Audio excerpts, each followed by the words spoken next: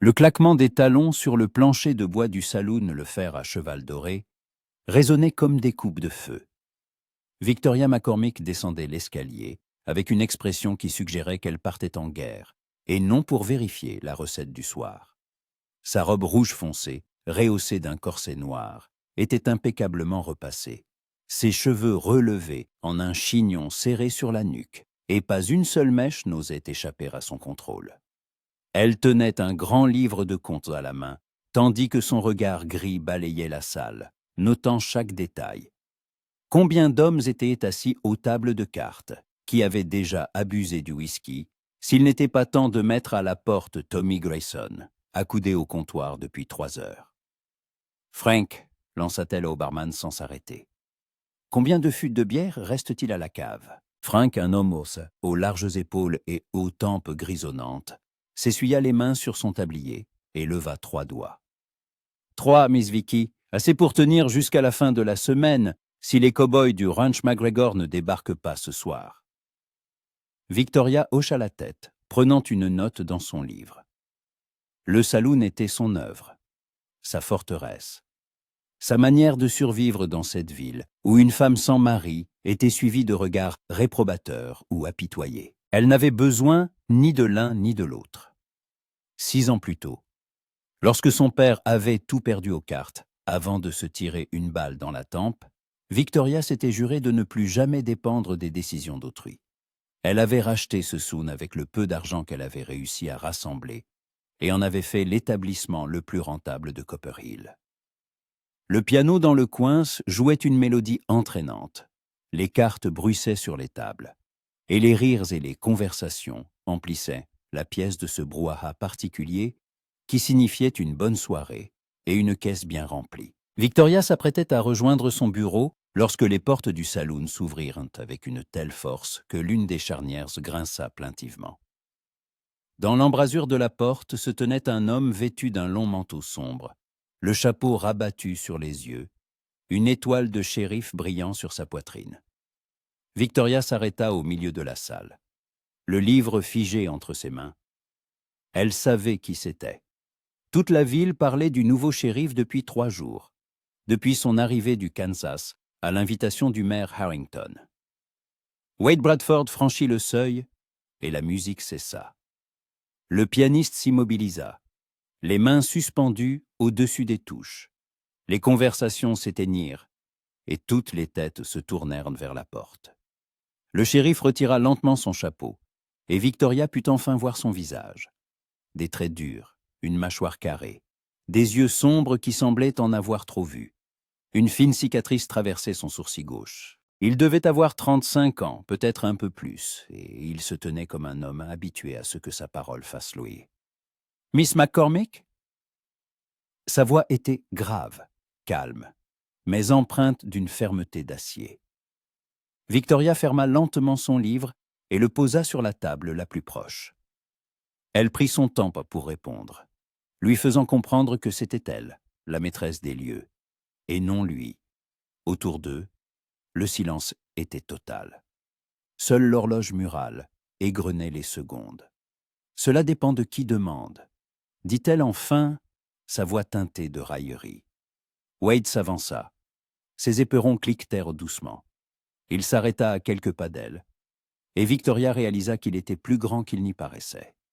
Des épaules larges, des bras puissants, et un revolver à la hanche dont la crosse était usée par un usage fréquent. « Shérif Wade Bradford », se présenta-t-il sans lui tendre la main.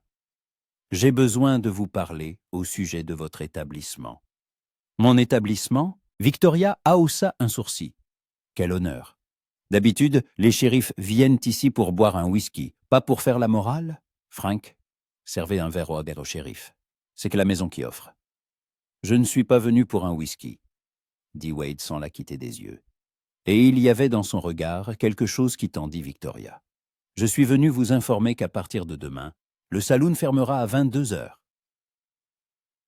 Ce sont les nouvelles règles pour tous les établissements de la ville. » Le silence dans la salle s'épaissit. Quelqu'un déglutit, un autre jura à voix basse. Victoria ne bougea pas. Elle fixait le shérif et une flamme s'allumait lentement dans ses yeux. 22 heures, répéta-t-elle en étirant les mots. Shérif Bradford, n'auriez-vous pas remarqué en entrant qu'il est actuellement 23 heures moins le quart, c'est que mon saloon est plein? Ces hommes sont venus ici pour se détendre après une dure journée. Ils me payent et je paye. Des impôts au trésor de la ville. En quoi cela vous regarde-t-il de savoir à quelle heure je ferme mes portes?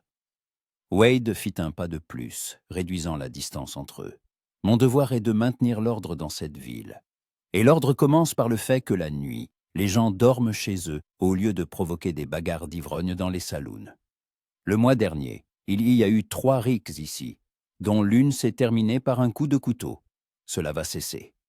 Victoria eut un petit rire, mais sans chaleur. 3 rixes en un mois? Shérif, vous venez du Kansas, alors laissez-moi vous expliquer quelque chose. Copper Hill est une ville minière. Les gens travaillent dur et se détendent de la même manière. Les hommes viennent ici pour se défouler. Et je veille à ce que les choses ne dérapent pas. J'ai des hommes qui savent calmer les esprits échauffés.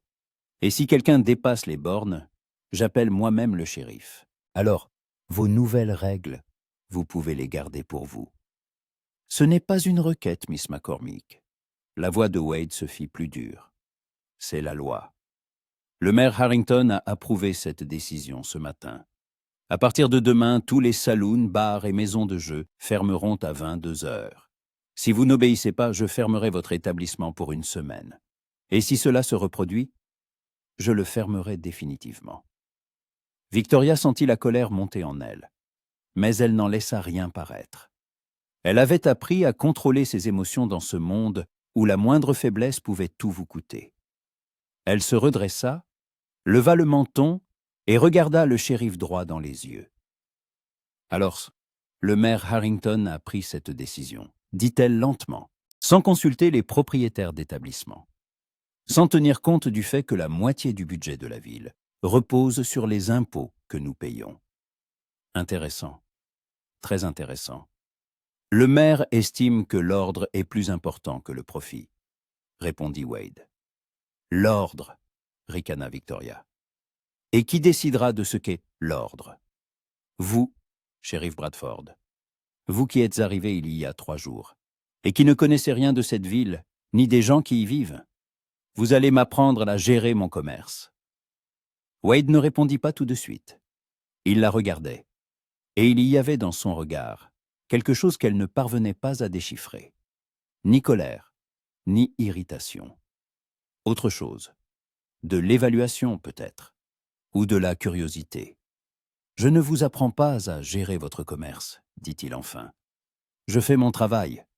Mon travail est de protéger cette ville. Et pour cela, il faut de l'ordre.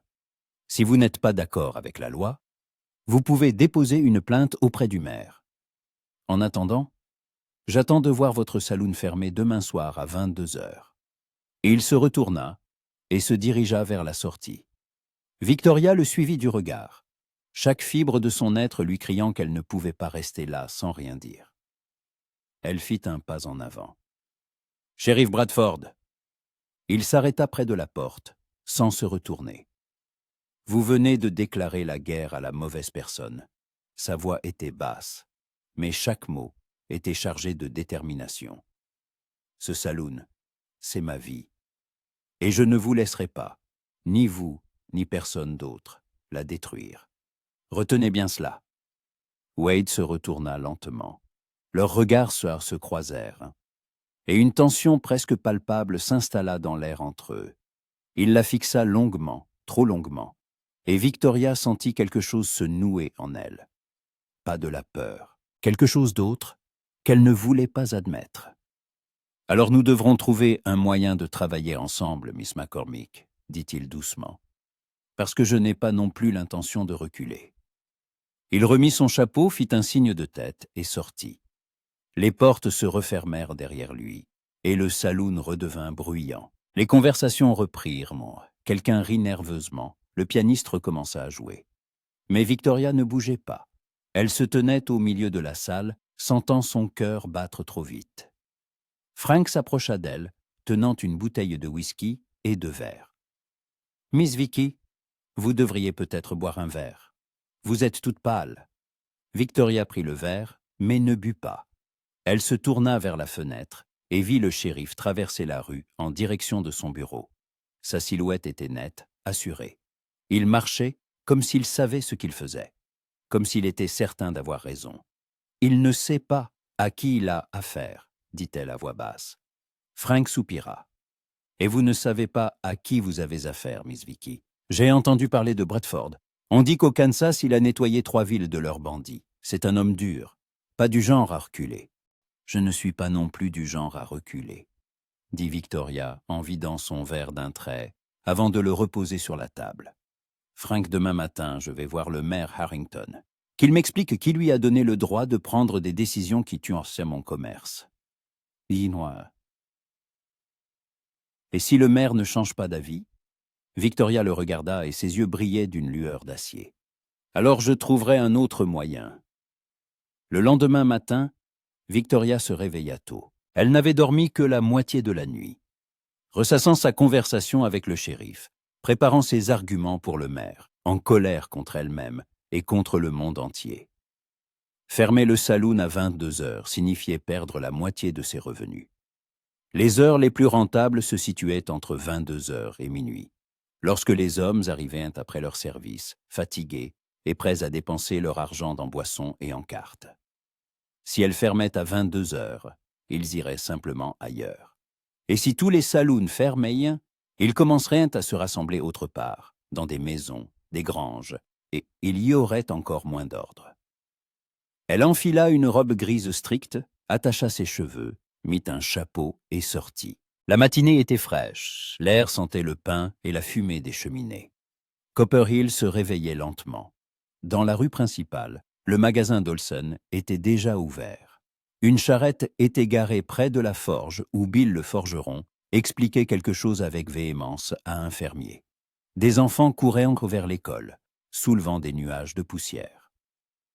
Victoria passa rapidement devant l'église, où le révérend Thomas arrosait les fleurs sur le porche, et se dirigea vers le bâtiment à 2 étages de la mairie. Le maire Harrington était un homme petit et corpulent, au front dégarni et à la lèvre supérieure toujours humide.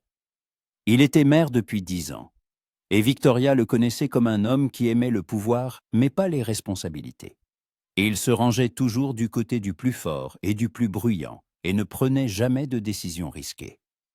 Lorsque Victoria entra dans son bureau, le maire était assis à sa table, triant des papiers. En la voyant, il eut un sourire nerveux. « Miss McCormick, quelle surprise! Je ne vous attendais pas si tôt. » Monsieur Harrington, Victoria ferma la porte et s'approcha de son bureau. « Hier soir, votre nouveau shérif m'a annoncé qu'à partir d'aujourd'hui, tous les saloons devront fermer à 22 heures, Gurs. Il a dit que c'était votre décision. Expliquez-moi, s'il vous plaît, pourquoi vous l'avez prise sans consulter les propriétaires d'établissement. » Le maire posa ses papiers et s'essuya le front avec un mouchoir. « Victoria, je vous en prie, asseyez-vous. Discutons-en calmement. » « Je ne veux pas m'asseoir, je veux une réponse. » Harrington soupira. « Le shérif Bradford m'a présenté un rapport sur le nombre d'incidents liés à la consommation d'alcool.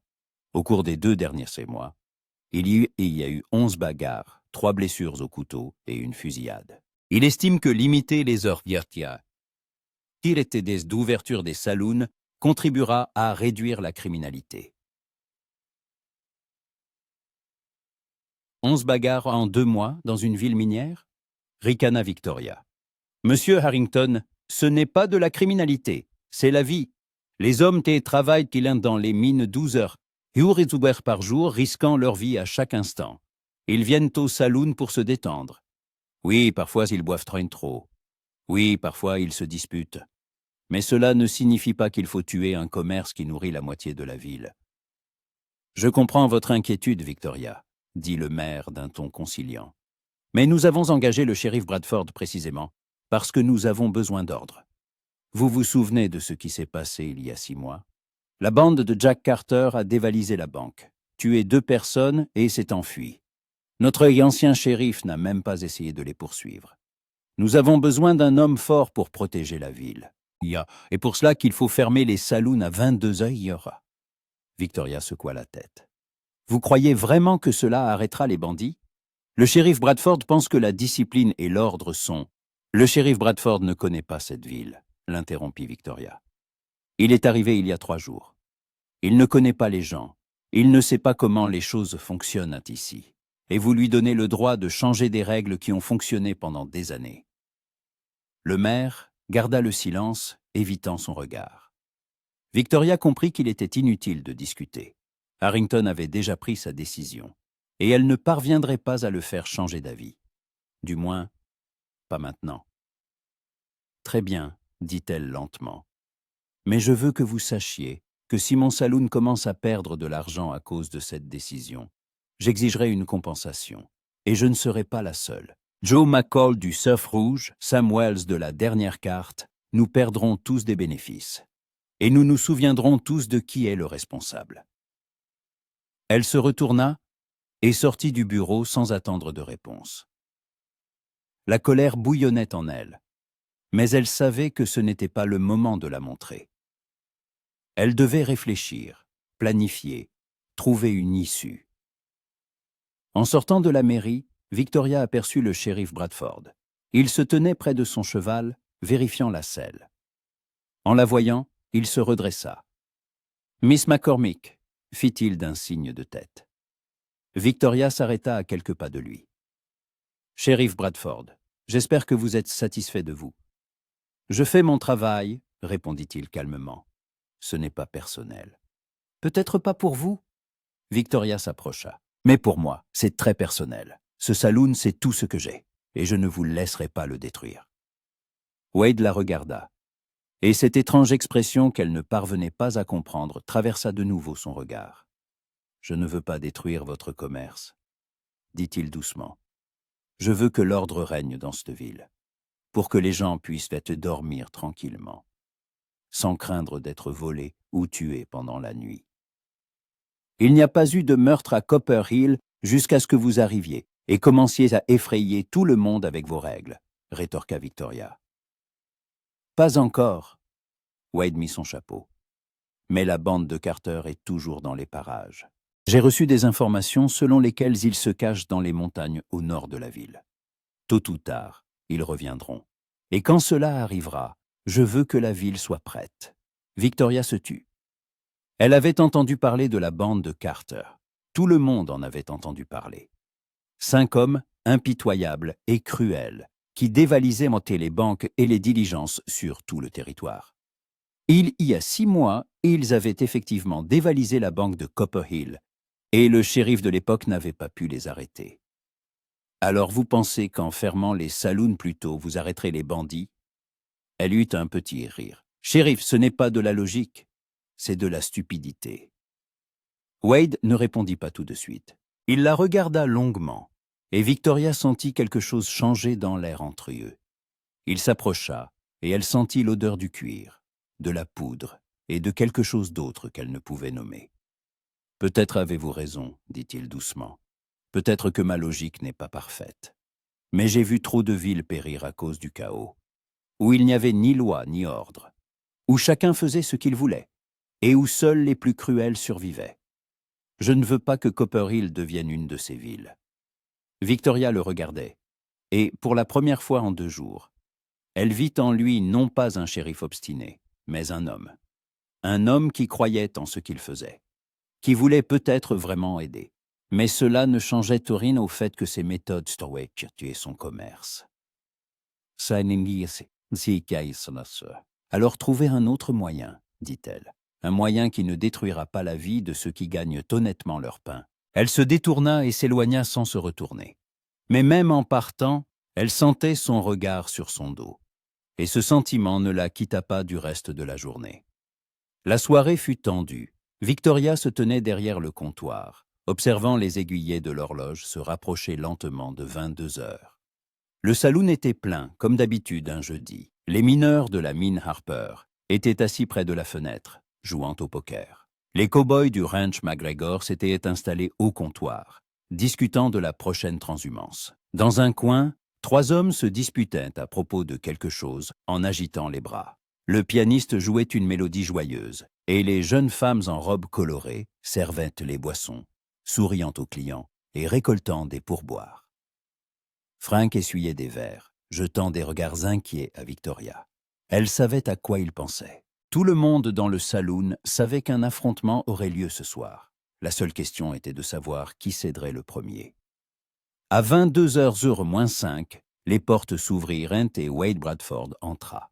Il était seul, sans adjoint, ce qui surprit Victoria. Le shérif longea lentement le comptoir, inspectant la salle du regard. Les conversations ne s'arrêtèrent pas. Mais tous comprenaient pourquoi il était là. Les joueurs de cartes échangèrent des regards. Quelqu'un jura à voix basse. Un des mineurs se versa ostensiblement d'un whisky et le but d'un trait, fixant le shérif d'un air de défi. Wade s'arrêta au comptoir, juste en face de Victoria. Il retira son chapeau et le posa sur le bar. Miss McCormick, sa voix était égale, mais on y décelait de la fatigue. Il est 22h. Victoria regarda l'horloge. Les aiguilles indiquaient exactement 22h. Elle se tourna vers le shérif et croisa les bras sur sa poitrine. « Shérif Bradford, comme vous pouvez le voir, mon saloon est toujours ouvert. Et il le restera jusqu'à ce que le dernier client rentre chez lui. Il en a toujours été ainsi, et il en sera toujours ainsi. » Wade soupira. Il passa une main sur son visage, et Victoria remarqua des cernes sombres sous ses yeux. Il semblait ne pas avoir dormi depuis plusieurs nuits. « Je ne veux pas faire de scène, dit-il doucement. Mais la loi est la loi. Je vous ai donné 24 heures pour vous préparer. Vous saviez que cela arriverait. Je savais que vous viendriez, répondit Victoria. Mais je ne pensais pas que vous seriez assez obstiné pour vraiment essayer de fermer un saloon rempli de monde. Regardez autour de vous, shérif. Ces hommes ont travaillé toute la journée. Ils veulent se détendre, boire un verre, jouer aux cartes. Pensez-vous vraiment qu'ils vont se lever tranquillement et partir parce que vous le leur ordonnez? Wade balaya la salle du regard. Victoria vit qu'il évaluait la situation. Une trentaine d'hommes, beaucoup d'entre eux armés, certains déjà ivres. S'il essayait de les expulser par la force, une bagarre éclaterait et quelqu'un serait blessé. Je n'ai pas l'intention de les expulser, dit enfin Wade en se tournant vers elle. J'ai l'intention de fermer votre saloon. Ce sont deux choses différentes. Vous cessez de vendre de l'alcool, vous éteignez les lumières et vous demandez aux gens de partir. S'ils ne partent pas, alors j'interviendrai. Et si je refuse? Alors je vous arrêterai pour violation de la loi, dit Wade calmement. Mais ses yeux brillaient d'une lueur d'acier. Et le saloon fermera quand même. Choisissez, Miss McCormick. Soit vous le faites vous-même, soit je le fais pour vous. Victoria sentit la colère bouillir en elle. Elle serra les poings si fort que ses ongles s'enfoncèrent dans ses paumes. Cet homme était venu dans son saloon, sa maison, et la menaçait d'arrestation, devant tous ses clients, devant des gens qui la connaissaient depuis des années. Il l'humiliait et il le savait. « Frank, dit-elle en se tournant vers le barman sans quitter le shérif des yeux. Dernière tournée. Dis à tout le monde que nous fermons dans 15 minutes. » Frank hocha la tête et commença à faire le tour des tables, annonçant la nouvelle. La réaction fut prévisible. Un murmure de mécontentement parcourut la salle. Quelqu'un jura bruyamment, un autre frappa du poing sur la table. Un des mineurs se leva, chancelant, et pointa le shérif du doigt. « Qui es-tu pour nous dire quand partir? On paye nos verres, et on restera jusqu'à ce qu'on soit saoul. » Wade se tourna lentement vers lui. Sa main se posa sur la crosse de son revolver, mais il ne le dégaina pas. Il se contenta de se tenir là, calme et immobile, fixant le mineur. « Assieds-toi et finis ton verre, mon ami, » dit-il doucement. « Ensuite, rentre chez toi, si tu ne veux pas passer la nuit en cellule. » Le mineur le fixa pendant quelques secondes, puis se rassit lentement. Ses amis le tirèrent par la manche, lui chuchotant quelque chose. La tension dans la salle était palpable, mais personne d'autre ne protesta. Tous comprenaient que le shérif ne plaisantait pas. Victoria observa la scène, ressentant un mélange de colère et d'autre chose. Du respect, peut-être. Ou simplement la reconnaissance que Wade Bradford n'était pas du genre à reculer. Il était venu seul, sachant qu'il pourrait faire face à l'hostilité, et il n'avait pas flanché. Cela demandait du courage. Ou de la folie. Elle n'avait pas encore décidé. Les 15 minutes suivantes s'écoulèrent dans une lenteur angoissante. Les hommes chers finirent tous leurs verres, ramassèrent leurs gains et se levèrent à contre-cœur. Certains lancèrent des regards compatissants à Victoria. D'autres secouaient la tête avec colère en direction du shérif. Lorsque le dernier client fut sorti, il ne restait plus dans le saloon que Victoria, Frank et Wade Bradford. Frank se mit à essuyer le comptoir en silence, ne voulant manifestement pas participer à la conversation. Victoria s'approcha du shérif, s'arrêtant si près qu'elle pouvait voir les étincelles dorées dans ses yeux sombres. Satisfaite, sa voix était froide. « Vous avez chassé mes clients. Vous m'avez privé de mes revenus. Vous m'avez fait paraître faible devant des gens qui me respectaient. J'espère que cela en valait la peine. » Wade ne recula pas. Il se tenait là, la dominant de sa taille, et il y avait dans son regard quelque chose qui fit battre son cœur plus vite. « Je ne voulais pas que vous paraissiez faible, » dit-il doucement. « Je voulais que l'ordre règne dans cette ville. Je sais que vous êtes en colère. Je sais que vous me considérez comme votre ennemi, mais je fais ce que je dois faire. Et je fais ce que je dois faire, » répondit Victoria. « Je protège mon commerce. Et si vous pensez que je vais simplement me soumettre, vous vous trompez. » Ils restèrent ainsi se regardant, et l'air entre eux était chargé de bien plus que de l'hostilité. Victoria le sentait, même si elle ne pouvait le nommer. De l'attirance peut-être, ou quelque chose de dangereux qu'elle ne voulait pas admettre. Wade fut le premier à détourner le regard. Il prit son chapeau sur le comptoir et le mit. « Bonne nuit, Miss McCormick », dit-il avant de se diriger vers la sortie. Victoria le suivit du regard, sentant une tempête d'émotions gronder en elle. Quand les portes se refermèrent derrière lui, elle s'effondra sur une chaise et se prit le visage entre les mains. « Miss Vicky », appela doucement Frank, « vous devriez peut-être monter vous reposer. La journée a été rude. »« Non, Frank », Victoria releva la tête. « La journée rude ne fait que commencer. Demain, je vais à Silver Springs. Il y a un avocat qui m'a aidé quand j'ai racheté le saloon. Peut-être qu'il trouvera un moyen de contester cette décision. » Frank hocha la tête. Mais le doute se lisait dans ses yeux. Victoria savait ce qu'il pensait. Lutter contre la loi était une cause perdue. Mais elle n'allait pas abandonner. Jamais. Le lendemain matin, Victoria loua une voiture et partit pour Silver Springs. Le trajet dura 3 heures, pendant lesquelles elle peaufina sa stratégie. L'avocat, Samuel Green, était un homme âgé à l'esprit vif et à la langue encore plus acérée. Il n'aimait pas l'injustice et Victoria espérait pouvoir le convaincre. Quand elle entra dans son bureau, Samuel se leva de sa chaise et sourit. « Victoria McCormick, cela fait une éternité. La dernière fois que je vous ai vue, c'était pour la signature des papiers du saloon. Comment vont les affaires à Copper Hill ? » « Pas très bien, Monsieur Green, » dit Victoria en s'asseyant en face de lui et en lui exposant la situation. Elle lui parla du nouveau shérif, de la décision du maire et du fait que les saloons devaient désormais fermer à 22 heures. Samuel écouta attentivement, prenant des notes de temps en temps. Quand elle eut terminé, il se renversa dans son fauteuil et secoua la tête. « Victoria, je comprends votre mécontentement, mais d'un point de vue juridique, le maire a le droit de fixer les heures d'ouverture des établissements.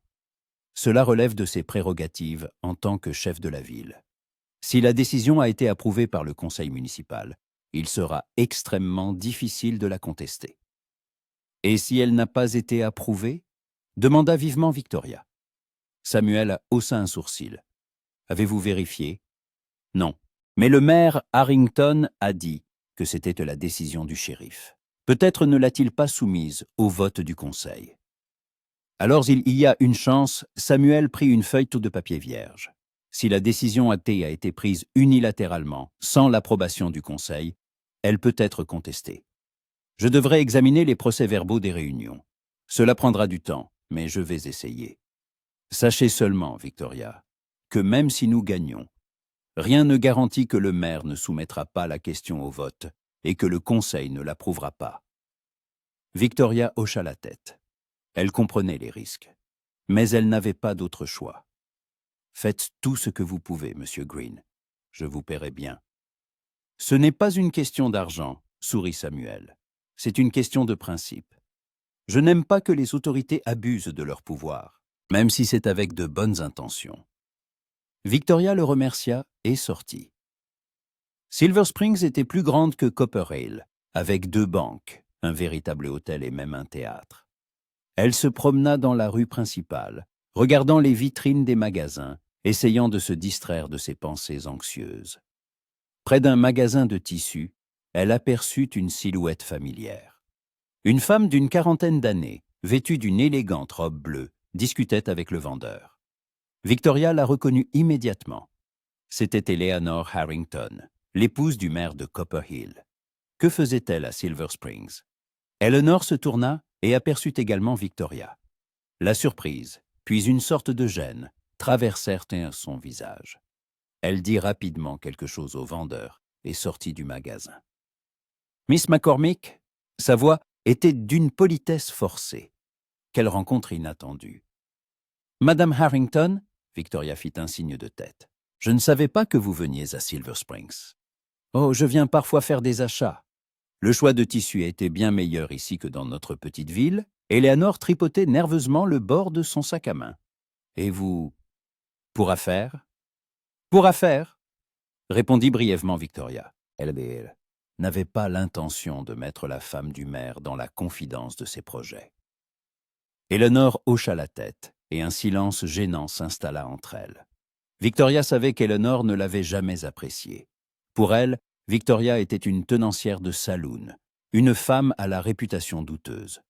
Le fait que le saloon soit un commerce honnête et que Victoria n'ait jamais franchi les limites de la bienséance n'avait aucune importance pour des femmes comme Eleanor. « Eh bien, je dois y aller, dit enfin Eleanor. Passez le bonjour à vos employés. » Elle s'éloigna précipitamment, et Victoria la suivit d'un regard pensif. Il y avait quelque chose d'étrange dans le comportement d'Eleanor. Elle semblait tendue, presque effrayée. Victoria songea un instant à la suivre, mais décida que c'était stupide. Elle avait des choses plus importantes à faire. Elle rentra à Copperhill en fin de journée, fatiguée et épuisée. Lorsque la voiture s'arrêta près du saloon, elle vit Wade Bradford sur le porche. Il parlait avec Frank, et tous deux avaient l'air sérieux. Victoria descendit de la voiture et monta les marches. « Que s'est-il passé ?» demanda-t-elle en regardant Frank. « Miss Vicky ?» Frank jeta un regard rapide au shérif. « 2 hommes sont venus cet après-midi. Ils ont posé des questions sur vous. Ils voulaient en savoir qui était le propriétaire du saloon, où vous habitiez, quand vous étiez seul. » Victoria sentit un frisson lui parcourir le dos. « Qui sont-ils » ? « Je ne les connais pas. » Frank secoua la tête. « Des étrangers. L'un grand avec une barbe, l'autre plus petit, avec un chapeau usé. Tous 2 étaient armés. Je leur ai dit que vous n'étiez pas en ville et ils sont partis. Mais je n'ai pas aimé leur regard. » Wade s'avança. « Frank est venu me voir juste après leur départ. J'ai fait le tour de la ville, mais ils n'étaient nulle part. On dirait qu'ils sont partis. Mais je veux que vous soyez prudente, Miss McCormick. Ces hommes pourraient te faire partie de la bande de Carter. » Victoria le regarda. Il y avait de l'inquiétude dans ses yeux, et cela la surprit.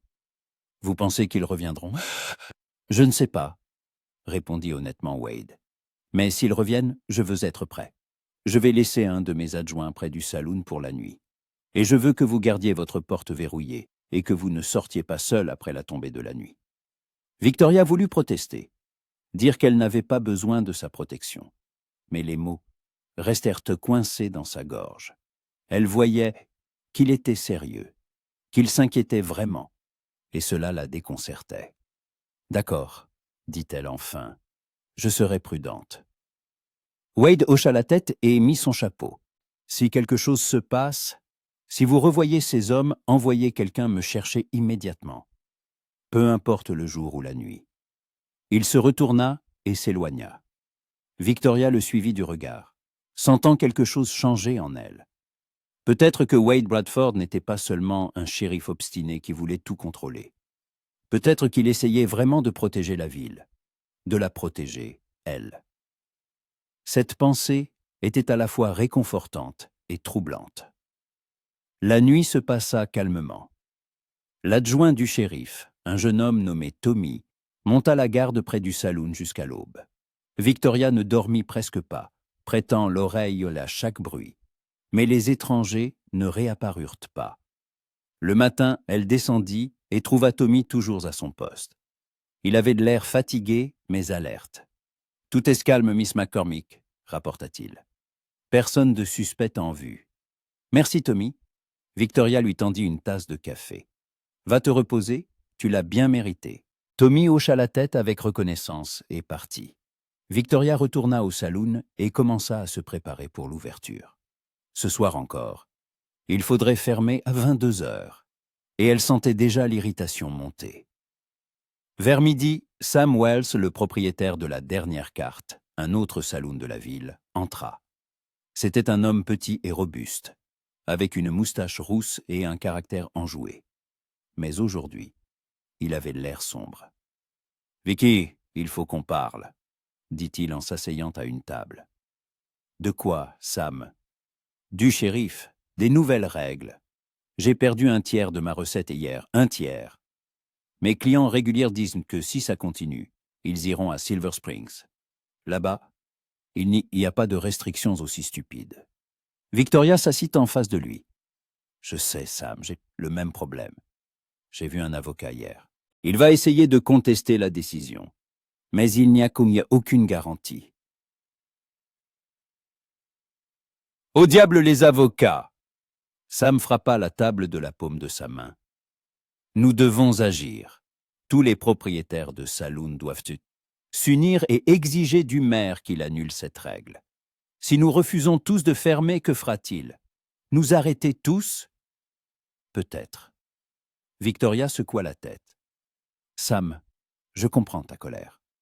Je suis en colère, oui, colère aussi. Mais agir de manière impulsive n'est pas la meilleure idée.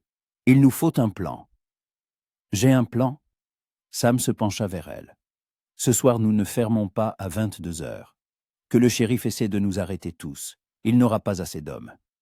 Et quand le maire verra que sa règle ne fonctionne pas, il sera obligé de l'annuler. » Victoria réfléchit. L'idée était risquée, mais elle avait une certaine logique. Si toutes les saloons refusaient d'obéir, le shérif ne pourrait physiquement pas tous les fermer. Mais quelque chose en elle s'opposait à ce plan. Wade Bradford n'était pas un homme qui reculerait. Il trouverait un moyen de les forcer à obéir. Et la situation ne ferait qu'empirer. « Je vais y réfléchir, Sam, » dit-elle enfin, « mais je ne peux rien promettre. » Sam renifla de mécontentement et partit. Victoria resta assise à la table, songeuse. Quelle était que la bonne décision? Résister ou se soumettre? Se battre ou chercher un compromis? Elle ne connaissait pas la réponse. Mais elle savait une chose. La guerre avec Wade Bradford ne faisait que commencer, et elle n'était pas sûre de vouloir la gagner. Le soir trouva Victoria dans son bureau, au premier étage du saloon. Assise près de la fenêtre, elle regardait la rue où les lanternes commençaient à s'allumer. Copperhill se préparait pour la nuit, suivant une routine familière. Les commerçants fermaient leurs volets, les femmes se hâtaient de rentrer du marché. Les enfants jouaient leurs dernières minutes avant d'être appelés pour le dîner. Tout était comme d'habitude, mais Victoria sentait que quelque chose avait changé. Elle pensait aux paroles de Sam Wells, à l'idée que tous les propriétaires de saloons s'unissent et refusent d'obéir à la nouvelle règle. C'était une confrontation ouverte, et Victoria savait comment cela pouvait se terminer. Wade Bradford n'était pas homme à céder sous la pression. Il fermerait plutôt tous les saloons d'un coup que de paraître faible. Mais elle ne pouvait pas non plus continuer à perdre de l'argent chaque soir. Le saloon était sa seule source de revenus, sa forteresse dans un monde où une femme devait être 2 fois plus forte qu'un homme juste pour survivre. Son père lui avait beaucoup appris avant de tout perdre. Comment tenir les comptes, comment cerner les gens, comment ne pas montrer sa peur. Mais il ne lui avait pas appris comment lutter contre un homme qui était à la fois un adversaire et quelqu'un d'autre. quelqu'un qui faisait battre son cœur plus vite, même quand elle était en colère contre lui. On frappa à la porte, la tirant de ses pensées. « Entrez », dit-elle sans se retourner. La porte s'ouvrit, et Frank entra. Il tenait une enveloppe à la main. « Miss Vicky, c'est pour vous. Un gamin du bureau de poste l'a apporté il y a quelques minutes. Il a dit que c'était urgent. » Victoria prit l'enveloppe et la tourna entre ses doigts. Pas d'adresse d'expéditeur, seulement son nom, écrit d'une écriture soignée. Elle ouvrit l'enveloppe et déplia la lettre. Le texte était court, quote Wendy. Victoria relut la lettre 2 fois. Eleanor Harrington, l'épouse du maire, voulait la rencontrer en secret, tard le soir, loin des regards indiscrets. Pourquoi? Qu'est-ce qui pouvait être si important pour que la femme du maire risque sa réputation en rencontrant une tenancière de saloon? « Tout va bien, Miss Vicky » demanda Frank inquiet. « Oui, tout va bien. » Victoria plia la lettre et la glissa dans la poche de sa robe. « Frank, ce soir, je vais devoir m'absenter pendant environ 1 heure. Tu t'en sortiras seul? » « Bien sûr. » Frank hocha la tête. « Mais vous vous souvenez que le shérif vous a demandé de ne pas sortir seul après la tombée de la nuit? » « Je m'en souviens. » Victoria se leva et s'approcha du miroir, arrangeant sa coiffure. « Mais c'est important, et je n'ai pas l'intention de laisser le shérif Bradford me dicter où je peux aller. » Frank avait l'air inquiet, mais il ne discuta pas. Il connaissait assez bien sa patronne pour savoir que lorsqu'elle avait pris une décision, il était impossible de la faire changer d'avis. Le saloon ferma à 22 heures, 22 heures précises, comme la veille. Cette fois, Wade Bradford ne vint pas en personne. Mais son adjoint Tommy entra à 21h30 et se posta silencieusement près de la porte, faisant comprendre qu'il veillait au respect de la loi. Les clients partirent à contre-cœur, marmonnant des jurons à l'adresse du nouveau shérif, mais ils partirent. Lorsque le dernier client eut quitté le saloon, Victoria monta dans sa chambre et se changea. Au lieu d'une robe voyante, elle enfila une simple robe sombre qui n'attirait pas l'attention et jeta par-dessus un manteau à capuche. Dans sa poche, elle glissa un petit Derringer qu'elle portait toujours sur elle, dans les situations dangereuses. Son père lui avait offert ce pistolet pour son 18e anniversaire, en lui disant « Cotrenance ». À 23h, peut-être moins le quart, Victoria descendit par l'escalier de service et sortit par la porte de derrière. Les rues de Copper Hill étaient presque désertes. Seule une lumière brillait encore au salon. Au saloon, la dernière carte. Et Victoria entrevit la silhouette de Sam Wells à la fenêtre. Il avait donc osé. Il n'avait pas fermé à 22 heures. Elle secoua la tête et se hâta, ne voulant pas être témoin de ce qui se passerait lorsque le shérif l'apprendrait.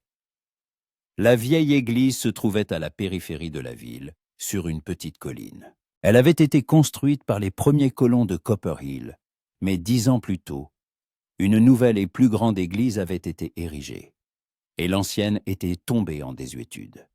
Désormais, seuls les enfants y venaient parfois jouer, ou les couples d'amoureux en quête d'intimité. Victoria remonta le sentier et s'arrêta à l'entrée. La porte de l'église était entr'ouverte, et une faible lueur de bougie filtrait de l'intérieur. Elle franchit le seuil et regarda autour d'elle. Les bancs de bois étaient couverts de poussière. Des feuilles mortes jonchaient le sol, apportées par le vent à travers les vitres brisées. Près de l'autel se tenait une silhouette féminine. « Madame Harrington » appela doucement Victoria. Eleanor se retourna. À la lueur de la bougie, son visage paraissait pâle, presque fantomatique. Elle serrait nerveusement son sac à main, et Victoria remarqua qu'il tremblait. « Miss McCormick ?» La voix d'Eleanor était tendue. « Merci d'être venue. Je sais que c'est étrange, mais je n'ai personne d'autre vers qui me tourner. » Victoria s'approcha, mais garda une distance de sécurité entre elles. Elle ne faisait pas confiance à cette rencontre. « De quoi vouliez-vous me parler ?» Eleanor prit une profonde inspiration, comme pour rassembler son courage. « De mon mari, de la décision de fermer les saloons à 22 heures. Miss McCormick, vous devez connaître la vérité. Ce n'est pas mon mari qui a pris cette décision. Victoria fronça les sourcils. Que voulez-vous dire? George ne voulait pas de ça. Eleanor s'avança, et à la lueur de la bougie, Victoria vit des larmes dans ses yeux.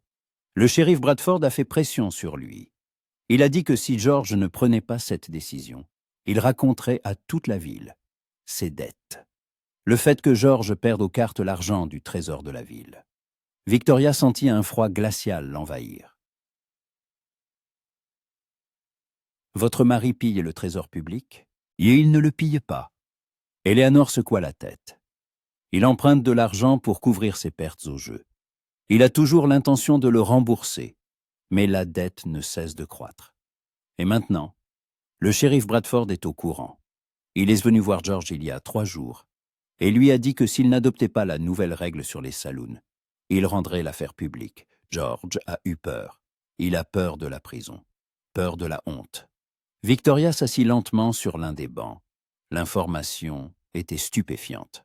Wade Bradford faisait donc chanter le maire pour arriver à ses fins. Il n'était pas ce défenseur honnête de la justice qu'il prétendait être. C'était un manipulateur, prêt à utiliser les faiblesses des autres pour atteindre ses objectifs.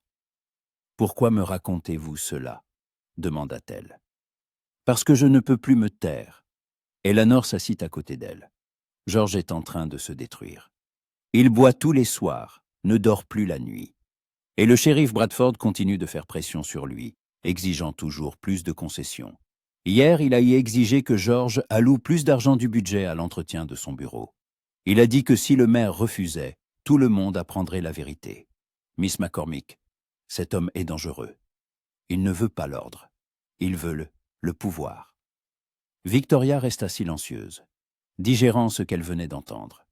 Tout s'assemblait pour former un tableau effrayant. Wade Bradford n'était pas venu à Copper Hill pour protéger la ville. Il était venu pour la contrôler. Et il était prêt à tout pour y parvenir. « Avez-vous des preuves ?» demanda-t-elle. « Oui, non. » Eleanor secoua la tête. « Seulement les paroles de mon mari. Mais je sais qu'il dit la vérité. Je vois sa souffrance. Alors pourquoi ne racontez-vous pas tout au conseil municipal? Parce que cela nous détruirait. » Eleanor essuya ses larmes. « Si tout le monde apprend les dettes de George, il ira en prison. Et je me retrouverai sans un sou. Notre réputation sera anéantie. Mais je ne peux plus regarder le shérif manipuler mon mari. C'est pourquoi je suis venu vous voir. Vous êtes une femme forte, Miss McCormick. Vous n'avez peur de personne. Peut-être que vous pourrez l'arrêter. » Victoria se leva et fit quelques pas dans l'église. Ses pensées s'entrechoquaient. Si ce que disait Eleanor était vrai, Wade Bradford était bien plus dangereux qu'elle ne le pensait. Mais pouvait-elle faire confiance à la femme du maire? Était-ce un piège? Peut-être qu'Eleanor agissait sur ordre de quelqu'un. « Comment puis-je être sûre que vous dites la vérité ?» demanda-t-elle en se retournant vers Eleanor. « Vous ne le pouvez pas, » répondit honnêtement cette dernière. « Vous devrez me croire. Ou vérifier. George conserve les livres de compte dans son bureau. Si vous parvenez à y entrer, vous verrez que l'argent disparaît du trésor. Cela prouvera que je ne mens pas. » Victoria réfléchit. Pénétrer dans le bureau du maire était risqué, mais pas impossible. Elle avait des relations en ville, des gens qui pourraient l'aider. Mais la question principale n'était pas là. La question était, que ferait-elle s'il s'avérait qu'Eleanor avait raison? Comment pourrait-elle affronter Wade Bradford, un homme qui portait l'étoile de shérif et avait la force de la loi derrière lui? « Je vais y réfléchir, » dit-elle enfin. « Mais je ne promets rien. » Eleanor hocha la tête et se leva. « Merci de m'avoir écouté. Et s'il vous plaît, soyez prudente. Le shérif Bradford, il n'est pas ce qu'il semble être. Il sait être très convaincant, très charmant. Mais sous cette façade se cache un homme qui ne reculera devant rien. » Elle sortit rapidement de l'église, laissant Victoria seule avec la bougie et un tourbillon de pensées. Victoria retourna au saloon vers minuit. Elle marchait lentement, réfléchissant à tout ce qu'elle avait entendu. Si Eleanor disait la vérité, cela changeait tout. Wade Bradford n'était pas seulement un shérif obstiné essayant de mettre de l'ordre. C'était un homme dangereux qui utilisait sa position à des fins personnelles. Mais si Eleanor mentait, alors pourquoi? Qu'avait-elle à gagner en montant Victoria contre le shérif? En tournant dans la rue de son saloon, elle vit une foule rassemblée près de la dernière carte. Des torches brûlaient, des voix fortes s'élevaient. Victoria accéléra le pas et vit Wade Bradford au centre de l'agitation. À ses côtés se trouvaient 2 adjoints, et en face, Sam Wells et plusieurs de ses habitués. « J'ai dit de fermer le saloon, Sam. » La voix de Wade était dure. « Il est plus de minuit. Vous enfreignez la loi. Et j'ai dit que je ne fermerai pas. » Sam se tenait les jambes écartées, les bras croisés sur la poitrine. « Tu ne peux pas me forcer. Tu n'as pas assez d'hommes pour nous arrêter tous. » « Sam, ne fais pas de bêtises, » avertit Wade. « Je ne veux pas t'arrêter, mais si tu n'obéis pas, je n'aurai pas le choix. » « Essaye. » Sam s'avança, et les hommes d'achat derrière lui bougèrent également. « Essaie de nous arrêter tous, shérif. On verra ce que ça donne. » Victoria vit que la situation devenait incontrôlable. Une seconde de plus, et une bagarre éclaterait. Quelqu'un sortirait une arme, et quelqu'un mourrait. Elle ne pouvait pas laisser faire ça.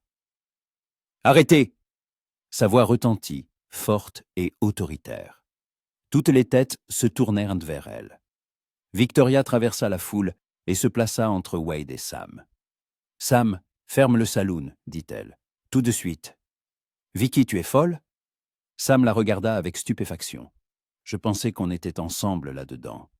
Tu voulais te battre toi-même. »« Je veux me battre, mais pas comme ça. » Victoria se tourna vers lui. « Se battre avec le shérif dans la rue, ce n'est pas se battre. C'est du suicide. Il t'arrêtera, toi et tous tes hommes. Et demain, il fermera ton saloon pour de bon. C'est ce que tu veux ?» Sam hésita, regardant tour à tour Victoria et le shérif. « Alors qu'est-ce qu'on fait ?» demanda-t-il. « Nous trouverons un autre moyen. » Victoria posa une main sur son épaule. « Mais pas ce soir.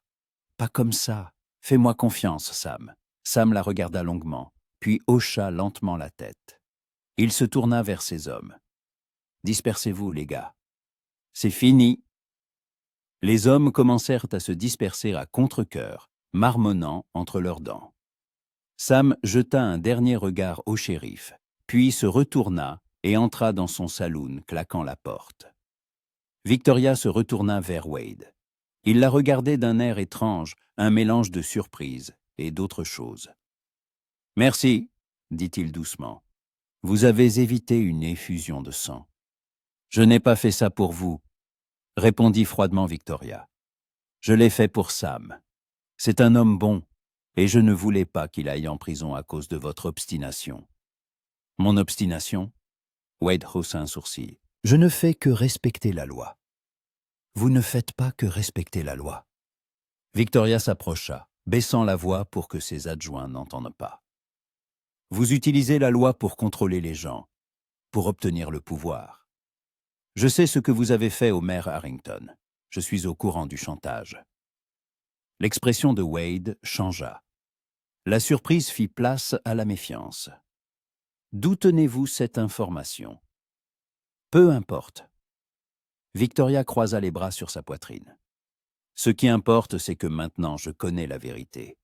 Vous n'êtes pas un défenseur de l'ordre, shérif Bradford. Vous êtes un manipulateur. » Wade resta silencieux quelques secondes. Puis il s'approcha si près que Victoria sentit la chaleur de son corps. « C'est Eleanor Harrington qui vous l'a dit, n'est-ce pas ?» Sa voix était basse, presque intime. « Elle est venue vous voir et vous a raconté comment le méchant shérif fait chanter son pauvre mari. Et vous l'avez cru. Et je n'aurais pas dû ?» Victoria ne recula pas, bien que la proximité de Wade rende sa respiration saccadée. « Vous auriez dû vous demander pourquoi la femme du maire, qui vous a méprisé toute sa vie, a soudainement décidé de vous ouvrir son cœur. » Wade se pencha encore plus près, et Victoria vit des étincelles dorées dans ses yeux sombres. Harrington volait effectivement de l'argent du trésor, c'est vrai. Mais je ne l'ai que pas fait chanter. Je lui ai proposé un marché. Il met en place les réformes dont la ville a besoin, et je lui donne le temps de rembourser l'argent discrètement, sans scandale. Eleanor le sait, mais elle n'aime pas que son mari ne puisse plus faire tout ce qu'il veut. Alors elle a décidé de monter les personnes influentes de la ville contre moi. En commençant par vous.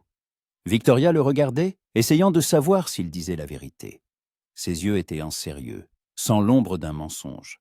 Mais elle ne savait plus qui croire. « Comment puis-je être sûre que vous ne mentez pas ?» murmura-t-elle. « Vous ne le pouvez pas ?» Wade eut un léger sourire, et ce sourire rendit son visage étonnamment doux. « Vous devrez décider à qui vous faites le plus confiance. À la femme d'un maire corrompu ou au shérif qui essayait de mettre de l'ordre dans une ville qui sombre lentement dans le chaos. » Il recula et Victoria ressentit à la fois du soulagement et de la déception. « Bonne nuit, Miss McCormick, » dit-il en faisant un signe de tête à ses adjoints. Ils partirent, laissant Victoria seule au milieu de la rue déserte. Elle resta là, les regardant s'éloigner, sentant tout se bousculer en elle. Qui disait la vérité? Eleanor ou Wade? Et pourquoi voulait-elle tant croire le shérif, alors que tous les faits semblaient l'accuser? Elle retourna au saloon, monta dans sa chambre et s'assit près de la fenêtre. Son regard tomba sur le bureau du shérif de l'autre côté de la rue. Une lumière était allumée à l'une des fenêtres, et Victoria pouvait voir la silhouette de Wade Bradford. Il se tenait là, regardant dans sa direction, et elle ne put se défaire de l'impression qu'il savait qu'elle le regardait. Ce sentiment était à la fois troublant et excitant, et Victoria ne savait pas quoi en faire. Le matin arriva trop vite. Victoria n'avait presque pas dormi, se tournant et se retournant dans son lit, pesant les paroles d'Eleanor et de Wade. Lequel des deux disait la vérité? Le maire Harrington volait bien de l'argent du trésor. C'était évident. Mais Wade Bradford était-il un maître chanteur ou un homme qui tentait de redresser la situation sans détruire des vies? Elle se leva aux premières lueurs du jour, se lava à l'eau froide et enfila une simple robe de travail. Aujourd'hui, elle devait prendre une décision. Et pour cela, il lui fallait des faits, pas des mots. En descendant, elle trouva Frank qui avait déjà ouvert le saloon et essuyé le comptoir. « Bonjour, Miss Vicky », lui lança-t-il d'un air inquiet. « Vous avez l'air fatiguée, mal dormi ?»« On peut dire ça », Victoria se servit un café de la cafetière fraîche, que Frank préparait toujours le matin. « Frank, j'ai besoin de ton aide, ou plutôt de l'aide de ton neveu. » Frank Enada haussa un sourcil. Son neveu, Benny, travaillait à la mairie comme assistant du secrétaire. Un jeune homme un peu naïf, mais honnête et fiable. Que voulez-vous de Benny? L'accès au livre de compte du maire. Ne serait-ce que pour 1 heure. Je dois vérifier quelque chose. Frank s'immobilisa, un verre à la main. Miss Vicky, c'est dangereux. Si le maire découvre que quelqu'un fouille dans ses documents, il pourrait... Je connais les risques, l'interrompit Victoria.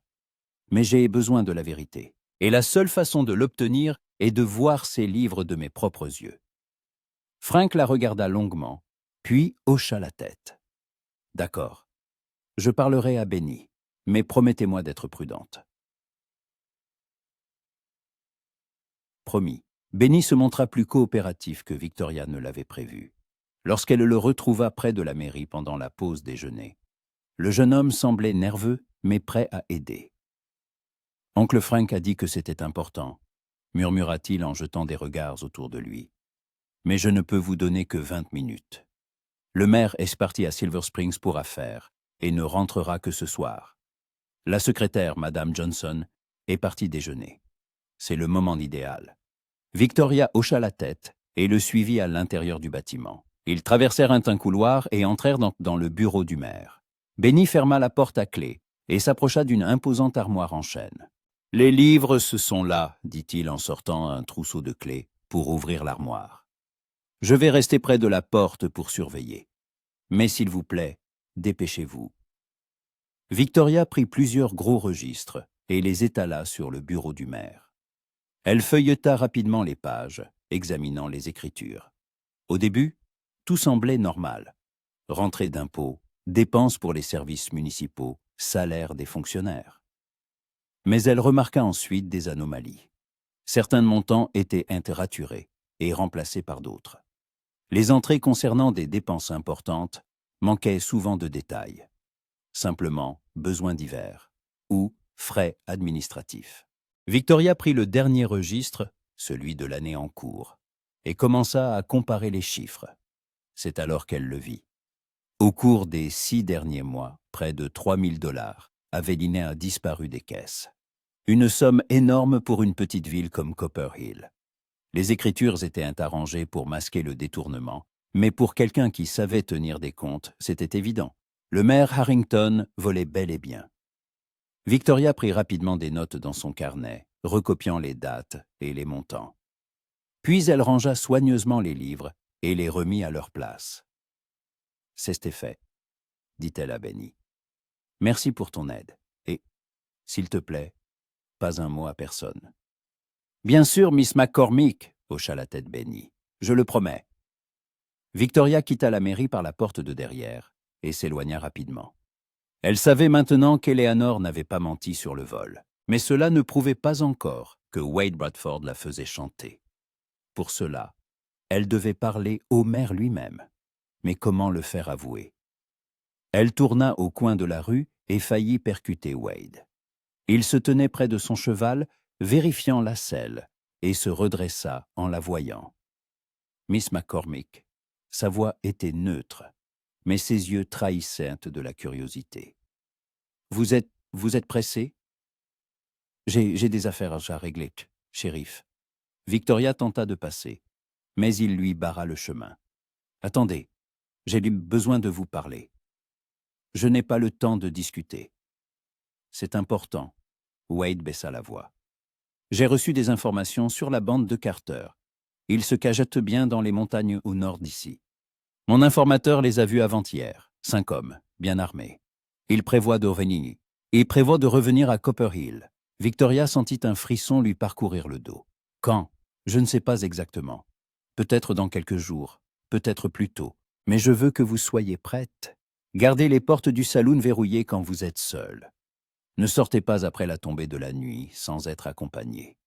Et si vous voyez quelqu'un de suspect, prévenez-moi immédiatement. » Victoria le regardait, essayant de savoir s'il était sincère. Son visage était grave, sans l'ombre d'une moquerie ou d'une arrière-pensée. Il s'inquiétait vraiment pour sa sécurité, et c'était déconcertant. « Pourquoi vous souciez-vous tant de moi ?» demanda-t-elle soudainement. « Nous sommes ennemis, n'est-ce pas? Je m'oppose à vos règles, je sape votre autorité. Pourquoi ne laisseriez-vous pas simplement la bande s'occuper de moi ?» Wade s'approcha, et Victoria vit quelque chose dans ses yeux qui fit manquer un battement à son cœur. « Parce que vous n'êtes pas une ennemie, Miss McCormick, » dit-il doucement. « Vous êtes juste une femme qui protège ce qui lui est cher. Je le comprends, je le respecte, et je ne laisserai personne vous faire du mal, même si vous me détestez pour ce que je fais. » Victoria ne pouvait détourner le regard. Ils étaient ainsi proches qu'elle sentait que la chaleur de son corps, l'odeur du cuir et de la poudre. Sa respiration devint irrégulière, et elle comprit que quelque chose d'incontrôlable se passait. Quelque chose de dangereux et d'attirant à la fois. « Je ne vous déteste pas, » murmura-t-elle, et ses mots la surprirent elle-même. « Je suis en colère contre vous. C'est différent. » Wade eut un lent sourire qui transforma son visage.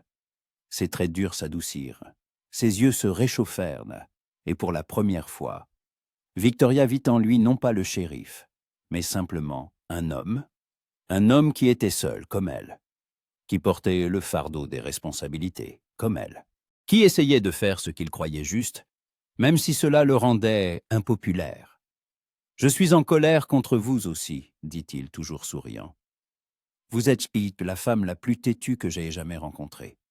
Mais c'est peut-être pour ça que je... » Il ne termina pas sa phrase, mais Victoria savait ce qu'il voulait dire. Elle le voyait dans ses yeux, et elle ressentait la même chose. Cette attraction qui naissait chaque fois qu'ils étaient proches. Cette tension qui était bien plus qu'un simple conflit. Le bruit de pas qui approchait brisa l'instant. Ils reculèrent simultanément, et Victoria vit l'adjoint Tommy courir vers eux dans la rue. « Shérif !» cria-t-il de loin. « Shérif Bradford, il y a un hold-up à la banque !» Wade se transforma instantanément. La douceur quitta son visage, remplacée par une détermination de fer. Il sauta sur son cheval et se tourna vers Tommy. « Comment somebody c'est que combien sont-ils ?»« 3. Ils sont à l'intérieur, ils ont des otages !» Tommy était à bout de souffle. Wade regarda Victoria. « Allez au saloon et verrouillez les portes. Tout de suite. » Il éperonna son cheval et galopa en direction de la banque. Victoria resta là, le regardant s'éloigner, sentant la peur lui serrer le cœur. Pas la peur pour elle-même, la peur pour lui. Elle courut vers le saloon, mais pas pour s'y cacher. Elle savait ce qu'elle devait faire. Le saloon était toujours plein de monde, et beaucoup étaient armés. Si le shérif avait besoin d'aide, elle l'organiserait. Lorsque Victoria fit irruption dans le saloon, Frank et quelques clients réguliers s'étaient déjà à la fenêtre, regardant vers la banque. « Que se passe-t-il » demanda l'un des mineurs. « Un hold-up » dit rapidement Victoria. « 3 bandits, des otages, le shérif est parti là-bas. » Seul. Frank se tourna vers elle. « Il est fou, il a besoin d'hommes. » « Alors donnez-lui des hommes. » Victoria regarda les clients du saloon. « Qui est prêt à aider le shérif ?» Une dizaine de mains se levèrent simultanément. Des mineurs, des cow-boys, même le vieux Joe qui d'habitude restait assis dans un coin à boire son whisky. Ils étaient tous prêts à défendre leur ville. « Prenez vos armes et allez à la banque !» ordonna Victoria. « Mais écoutez le shérif, ne tirez pas avant qu'il ne donne l'ordre. Il y a des otages, et nous ne pouvons pas risquer leur vie. » Les hommes hochèrent entre la tête et se précipitèrent vers la porte. Victoria voulut les suivre, mais Frank la retint par le bras. « Miss Vicky, vous ne pouvez pas y aller. C'est trop dangereux. »« Je ne vais pas tirer, Frank. » Victoria se dégagea. « Mais je dois être là, au cas où on aurait besoin d'aide. » Elle attrapa la trousse de premier secours qu'elle gardait toujours derrière le comptoir et sortit en courant. Une foule s'était déjà rassemblée près de la banque.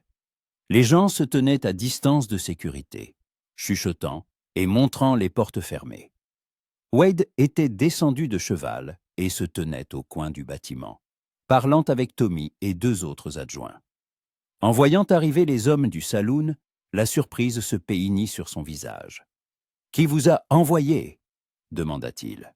« Miss McCormick » répondit l'un des mineurs. « Elle a dit que vous aviez besoin d'aide. » Wade regarda en direction de Victoria, qui se tenait en bordure de la foule.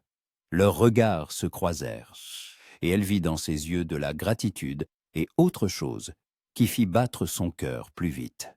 « D'accord. » Wade se tourna vers les hommes. « 2 d'entre vous, allez à la porte arrière de la banque. Les autres, restez ici et attendez mon signal. Personne ne tire sans mon ordre. » Compris. Tous hochèrent la tête. Wade s'approcha de la porte principale de la banque et frappa fort. « Ici le shérif Bradford. Sortez sans armes, et personne ne sera blessé. » En réponse, un coup de feu retentit, la balle frappant le montant de la porte juste à côté de la tête de Wade. Il bondit sur le côté, se mettant à l'abri au coin du mur. « Dégage, shérif !» cria une voix de l'intérieur. « Ou on commence à tuer les otages !» Victoria sentit la peur lui serrer la poitrine. Elle voyait la tension dans les épaules de Wade, le voyait peser ses options. Il ne pouvait pas simplement faire irruption à l'intérieur. Ce serait un suicide. Mais il ne pouvait pas non plus attendre trop longtemps. Les bandits étaient désespérés. Et les hommes désespérés sont imprévisibles. « Écoutez-moi » cria de nouveau Wade. « Le bâtiment est encerclé. Vous n'avez aucune issue. Mais si vous libérez les otages, je vous garantis un procès équitable. Vous ne serez pas lynchés. Je vous donne ma parole de shérif. » Quelques secondes de silence. Puis la porte s'entr'ouvrit lentement et une femme en fut poussée. C'était Madame Olsen. la femme du propriétaire du magasin. Elle était tête et pâle, mais indemne. Elle trébucha et tomba à genoux, et plusieurs personnes de la foule se précipitèrent pour l'emmener en lieu sûr. « Il y en a encore 3 à l'intérieur », cria la voix depuis la banque. « On les libérera quand on aura des chevaux et un passage libre pour quitter la ville. » Wade secoua la tête. « Ça ne marchera pas. Vous le savez aussi bien que moi. La ville est entourée de montagnes. Où irez-vous? Tôt ou tard, je vous retrouverai. Libérez les otages, et je vous donnerai une chance de rester en vie. » De nouveau, le silence. Victoria vit Wade se déplacer lentement vers la porte, collée au mur. Il préparait quelque chose, et c'était dangereux. Elle voulut crier, l'arrêter, mais savait qu'elle ne devait pas le distraire. Soudain, un coup de feu retentit à l'arrière de la banque, puis un autre. Des cris, le bruit d'une vitre qui se brise. La porte de la banque s'ouvrit en grand, et un homme en sortit en courant, un revolver à la main. Wade réagit instantanément. Il dégaina et tira, touchant le bandit à la jambe. Celui-ci tomba en criant, laissant tomber son pistolet. De la porte arrière de la banque, on sortit 2 autres bandits, ligotés. Les hommes du saloon avaient réussi à les désarmer, alors qu'ils tentaient de s'enfuir par l'issue de secours. Les otages restants, le vieux monsieur Connor, le banquier et son jeune employé, sortirent, pâles mais vivants. La foule explosa en applaudissements et en cris. Les gens s'embrassaient, certains pleuraient de soulagement. Wade se tenait au milieu de la rue, son revolver à la main, regardant les bandits ligotés que ses adjoints emmenaient en prison. Victoria ne réfléchit pas. Elle courut simplement vers lui, serrant la trousse de secours dans ses mains. Lorsqu'elle arriva à sa hauteur, il se retourna et leurs yeux se rencontrèrent. « Vous êtes blessé ?» demanda-t-elle, à bout de souffle. « Non », il secoua la tête. « Tout va bien. Vous auriez pu mourir. » La voix de Victoria tremblait. « Cette balle aurait pu vous atteindre. » Mais ce n'est pas le cas. Wade rangea son revolver dans son étui et la regarda avec une telle tendresse que Victoria sentit les larmes lui monter aux yeux. « Grâce à vous, si vous n'aviez pas envoyé ces hommes, je n'aurais pas pu tous les prendre. Vous avez sauvé des vies aujourd'hui, Miss McCormick. » Victoria voulut dire quelque chose, mais les mots restèrent coincés dans sa gorge. Elle se contenta de le regarder, sentant quelque chose se briser et se reconstruire en elle. Elle ne pouvait plus faire semblant. Elle ne pouvait plus nier ce qu'elle ressentait. Elle était en train de tomber amoureuse de ce shérif têtu et inflexible. Et cela l'effrayait plus que n'importe quelle bande de bandits. La soirée qui suivit le braquage de la banque se déroula dans une atmosphère étrange, presque solennelle, à Copper Hill. La ville célébrait. Pas comme on célébrait habituellement dans l'Ouest, avec beuverie et bagarre, mais tranquillement, en famille. Les gens se rassemblaient sur les porches, discutant des événements de la journée, remerciant le shérif et ceux qui l'avaient aidé. Au saloon Le Fer à Cheval Doré, Victoria ne ferma pas à 22 heures, et cette fois, personne ne vint l'en empêcher. Wade Bradford passa le reste de la journée au bureau du shérif, interrogeant les bandits capturés. Il s'avéra qu'ils étaient tous 3 membres de la bande de Jack Carter, et qu'ils se cachaient effectivement dans les montagnes depuis 6 mois. L'attaque de la banque était une tentative désespérée de se procurer de l'argent avant de quitter le territoire. Carter lui-même et 2 autres de ses hommes étaient toujours en liberté, quelque part dans les montagnes, et c'est ce qui inquiétait le plus Wade. Victoria ne pouvait s'empêcher de penser à lui, à la façon dont il s'était tenu devant la banque, risquant sa vie, au regard qu'il lui avait lancé après quand tout était fini. Il y avait dans ses yeux quelque chose qu'elle avait peur de nommer, car si elle le nommait, elle devrait admettre qu'elle ressentait la même chose. Vers minuit, alors que les derniers clients s'en allaient, Frank s'approcha d'elle. « Miss Vicky, vous devez vous reposer. Vous êtes sur pied depuis ce matin. » « Je ne peux pas dormir, Frank. » Victoria regardait par la fenêtre le bureau du shérif de l'autre côté de la rue. La lumière y était toujours allumée. Trop de pensées dans ma tête. « Alors peut-être devriez-vous parler à quelqu'un » Frank jeta un regard significatif en direction du bureau du shérif. Parfois, une conversation aide mieux que le sommeil. Victoria le regarda, surprise.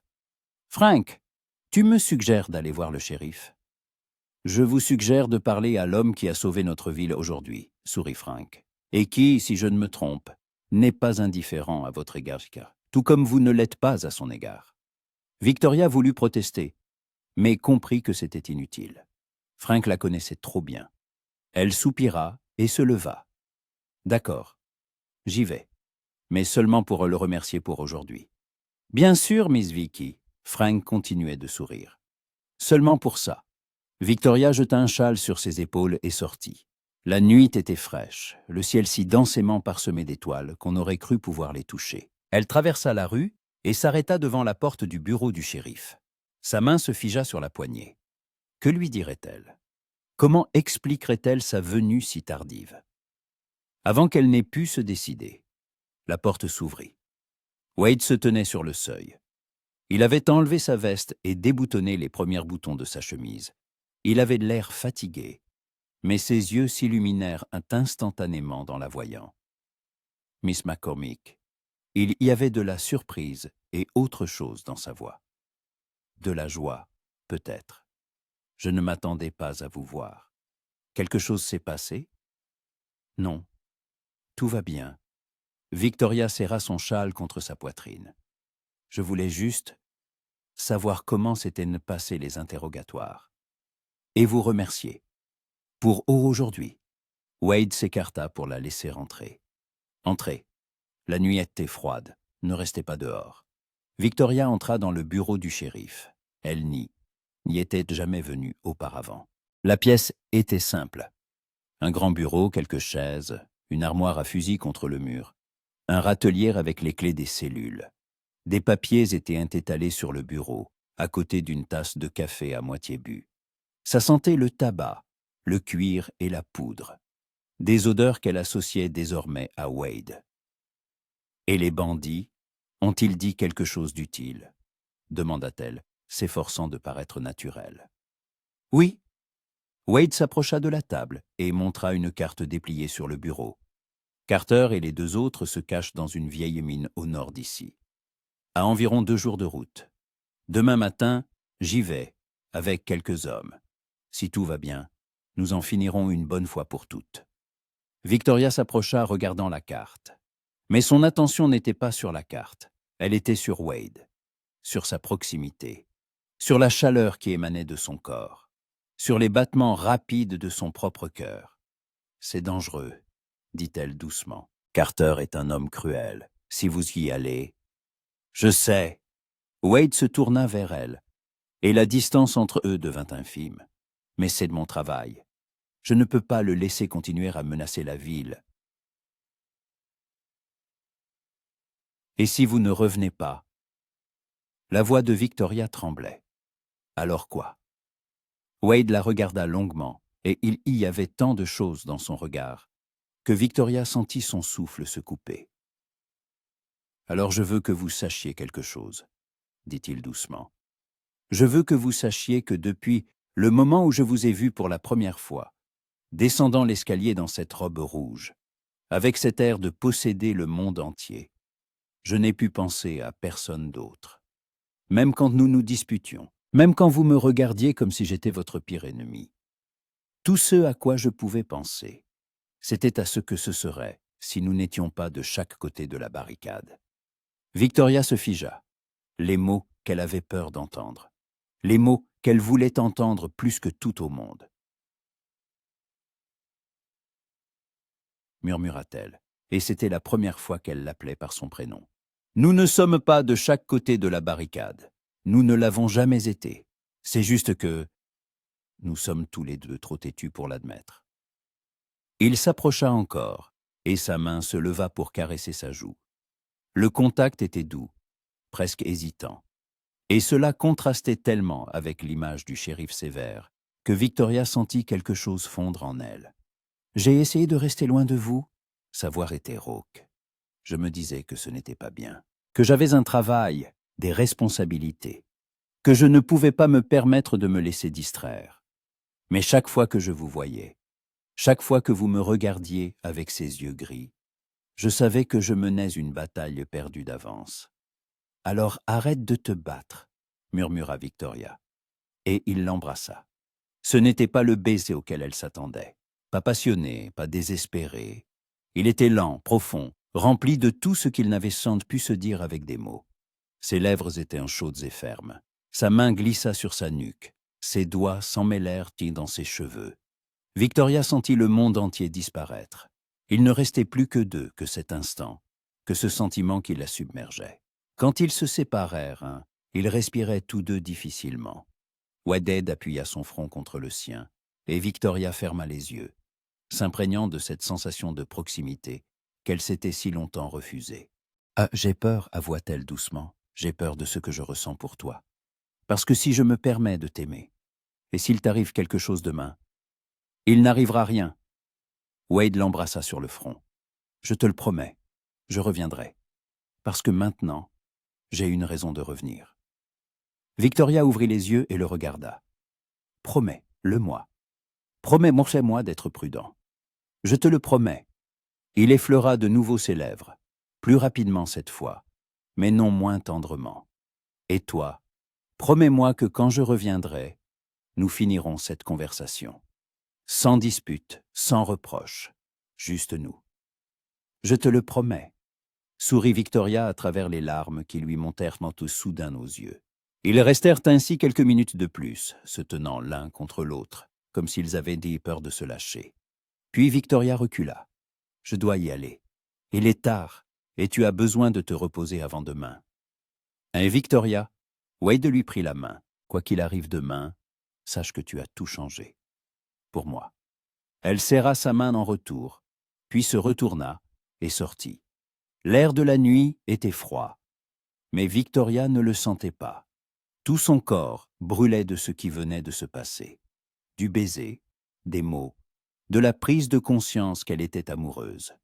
Vraiment, profondément, désespérément amoureuse d'un homme qui pourrait ne pas revenir le lendemain. Le matin arriva trop vite. Victoria se réveilla aux premières lueurs du jour et regarda immédiatement par la fenêtre.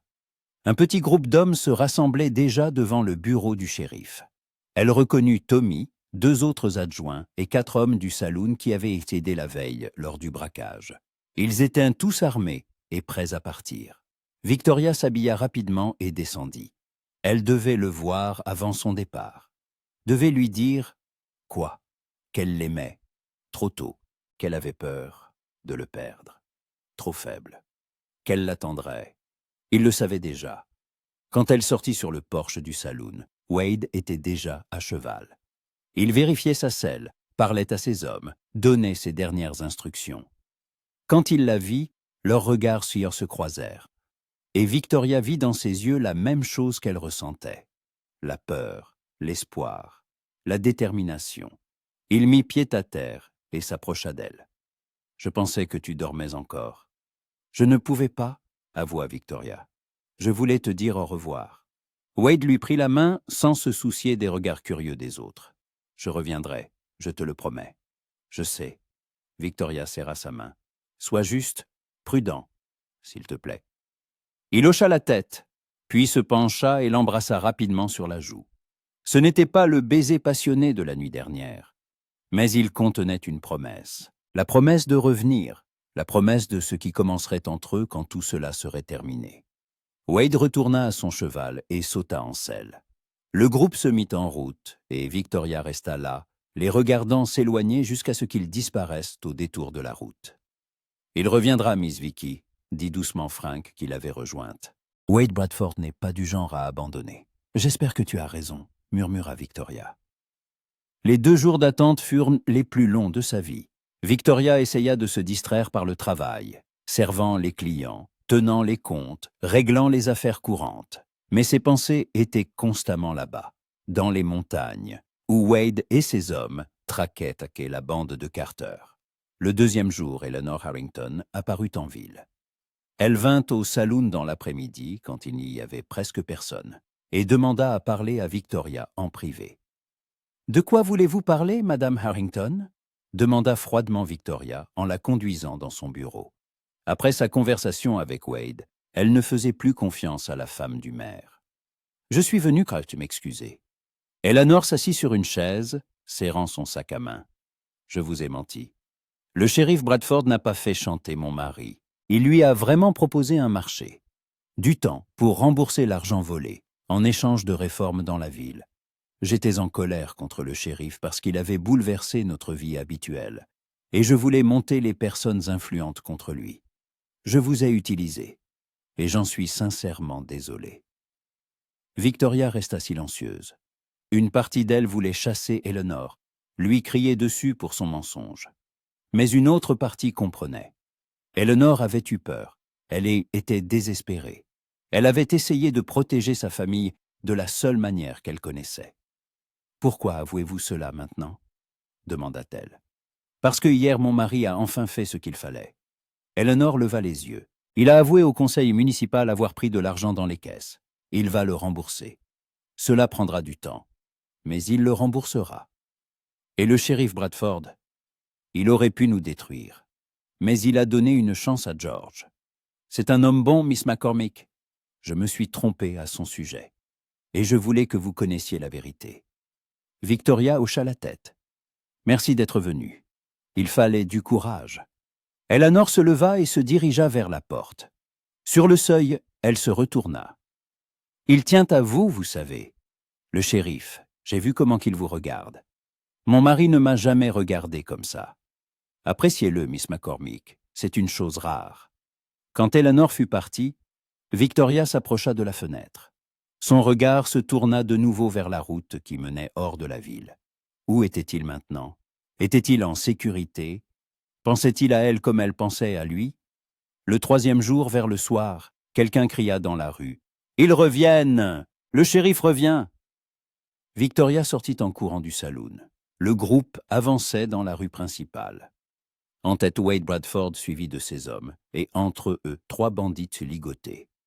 Jack Carter était parmi eux, reconnaissable à la cicatrice qui lui barrait le visage. La ville entière se déversa dans les rues. Les gens applaudissaient, criaient, remerciaient. Des enfants couraient à côté des chevaux, des femmes agitaient des mouchoirs. Victoria se tenait sur le porche du saloon, son cœur battant si fort qu'il semblait vouloir sortir de sa poitrine. Wade arrêta son cheval juste en face du saloon. Il était sale, fatigué. Une tache de sang marquait sa chemise, mais ses yeux brillèrent quand il la regarda. « Je suis revenu, » dit-il simplement, comme promis. Victoria ne pensa pas à ce que les gens penseraient, ne pensa pas aux convenances, au commérage, à l'image qu'elle donnait. Elle descendit simplement les marches en courant et se jeta vers lui. Wade mit pied à terre et la prit dans ses bras. Elle passa ses bras autour de son cou, enfouit son visage dans son épaule, et tout ce qu'elle put faire fut de murmurer encore et encore. « Tu es revenu. Tu es revenu. Je te l'avais promis. » Sa voix était rauque de fatigue. Mais un sourire s'y dessinait, et je tiens toujours mes promesses. Une foule s'était rassemblée autour d'eux, mais ni Victoria, ni Wade n'y prêtaient attention. Ils se tenaient au milieu de la rue principale de Copper Hill, s'étreignant. Et il était clair pour tous que quelque chose avait changé entre la tenancière du saloon et le shérif. Quelque chose d'important, quelque chose de vrai. Et pour la première fois depuis de nombreuses années, Victoria McCormick ne se sentait pas seulement forte, pas seulement indépendante. Elle se sentait aimée. Un mois s'était écoulé depuis le jour où Wade était revenu avec la bande de Carter capturée. Un mois qui avait changé Copper Hill plus que toute autre période de son histoire. La ville semblait avoir expiré après une longue tension, et la vie reprenait son cours, plus calme et, en même temps, plus pleine d'espoir. Victoria se tenait à la fenêtre de son bureau et regardait la rue. C'était le jour de l'Assemblée municipale, et la mairie se préparait à prendre une décision importante. Après l'aveu de Harrington sur le vol dans les caisses, le conseil municipal avait tenu une réunion d'urgence. Le maire avait conservé son poste, mais à la condition qu'il rembourse tout l'argent et cède une partie de ses pouvoirs au conseil. Eleanor Harrington avait vendu ses bijoux pour aider son mari à payer ses dettes, et le couple travaillait désormais à restaurer sa réputation. Mais le changement le plus important n'avait pas eu lieu à la mairie. Le changement le plus important s'était produit dans le cœur de Victoria McCormick. Au cours de ce mois, elle et Wade avaient passé presque toutes leurs soirées ensemble. Au début, ils ne faisaient que parler du passé, de ce qui les avait menés tous les deux à Copperhill, des rêves et des peurs qu'ils ne montraient à personne. Wade lui parla de sa femme, morte de la fièvre 5 ans plus tôt, et de la façon dont il s'était jeté dans le travail pour étouffer sa douleur. Victoria lui parla de son père, de la façon dont il lui avait appris à être forte, et du serment qu'elle s'était fait de ne jamais dépendre d'un homme. Mais la dépendance et l'amour sont deux choses différentes. Victoria le comprit un soir, alors qu'ils étaient assis sur le porche du saloon, regardant le coucher de soleil, et que Wade lui prit la main.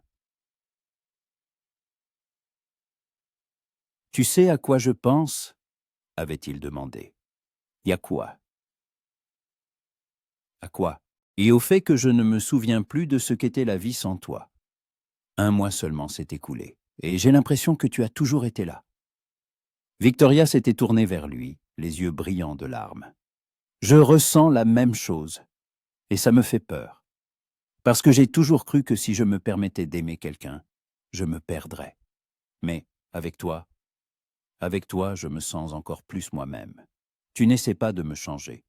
Tu m'acceptes simplement tel que je suis. » Il l'avait embrassée alors, lentement et tendrement, et Victoria avait compris qu'elle avait trouvé ce qu'elle cherchait depuis toujours, sans même le savoir. Pas un protecteur, pas un sauveur. Un partenaire. Un homme qui se tiendrait à ses côtés, et non devant ou derrière elle. Un coup à la porte de son bureau ramena Victoria au présent. Wade entra, son chapeau à la main. Il portait sa tenue habituelle de shérif, mais il avait l'air nerveux, ce qui était inhabituel pour lui. « Et tu as 1 minute ?» demanda-t-il. « Pour toi toujours, » sourit Victoria. « Quelque chose s'est passé ?» Wade s'approcha de la fenêtre, regarda la rue, puis se tourna vers elle. « Aujourd'hui, à l'Assemblée, le conseil municipal va voter sur les nouvelles règles pour les saloons. Le maire a proposé un compromis. Les saloons peuvent rester ouverts jusqu'à minuit, mais ils doivent avoir un service de sécurité et respecter certaines normes. Est-ce juste ? » Victoria hocha la tête. « Plus que juste.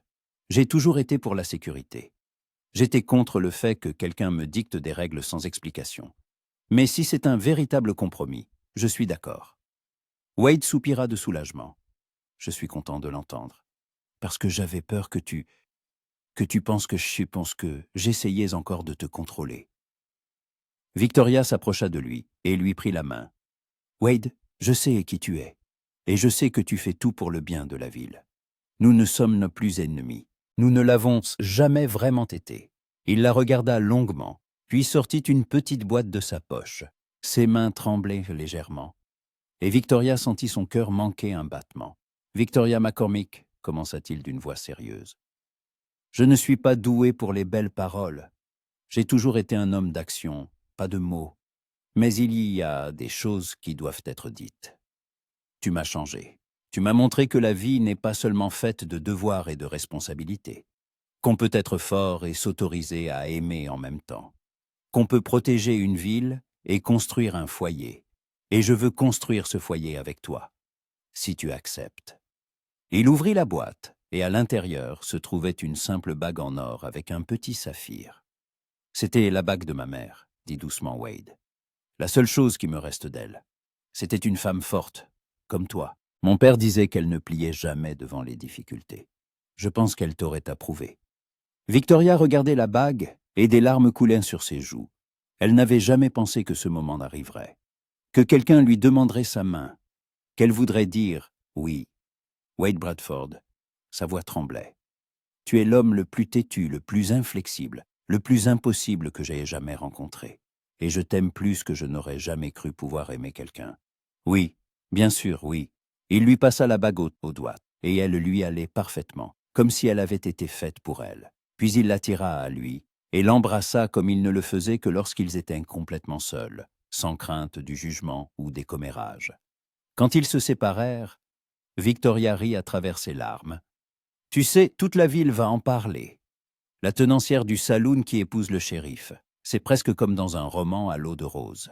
Et qu'il parle, sourit Wade, et ce sourire illuminait tout son visage. Je me fiche de ce que pensent entre les autres. La seule chose qui m'importe, c'est ce que tu penses. Je pense que nous sommes fous, Victoria l'enlaça, mais de bons fous, du genre qui sera heureux. Le soir même, une fête improvisée eut lieu au saloon Le Fer à Cheval Doré. Lorsque Victoria et Wade annoncèrent leur fiançailles, la salle explosa en applaudissements et en félicitations. Même ceux qui, un mois plus tôt, maugréillaient contre le nouveau shérif, levaient maintenant leur verre à son bonheur. Samuel s'approcha de Victoria avec un large sourire. « Vicky, je dois admettre que tu m'as surpris. Je pensais que tu fermerais plutôt le saloon que d'épouser le shérif. »« Je le pensais aussi, Sam, » rit Victoria. « Mais parfois, la vie réserve des surprises. De bonnes surprises. » Frank s'essuyait les yeux avec un mouchoir, visiblement ému. « Miss Vicky, votre père aurait été fier. Il disait toujours que vous trouveriez un homme à votre mesure. Et vous l'avez trouvé. Le soir, le saloon était plein. La musique jouait, les boissons coulaient, les rires fusaient.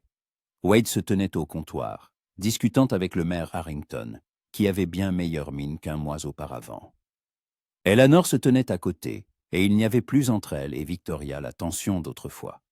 Elles n'étaient pas amies, mais toutes deux comprenaient que les gens font parfois des erreurs en essayant de protéger ceux qu'ils aiment. « Miss McCormick ?» Eleanor s'approcha d'elle. « Je tiens à vous féliciter. Le shérif Bradford est un homme bon.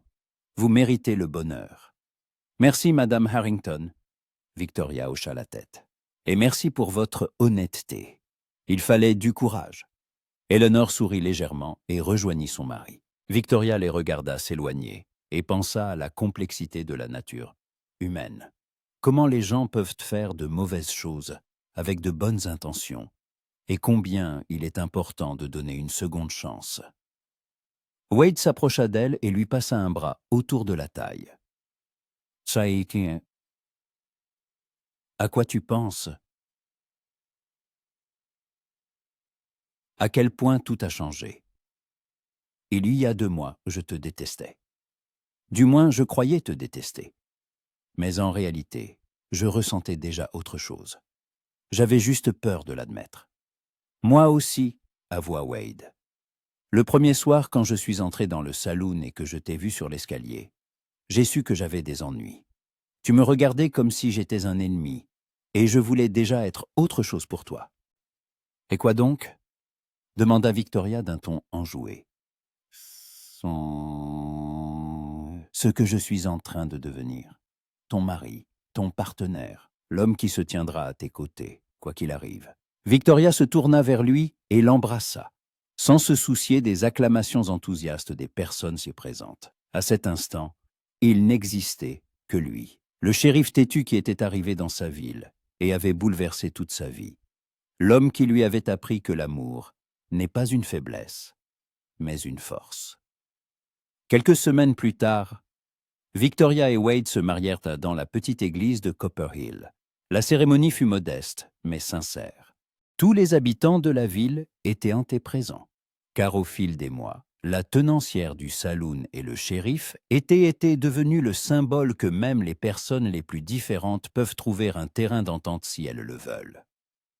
Victoria se tenait devant l'autel, dans une simple robe blanche qu'elle avait cousue elle-même, et regardait Wade.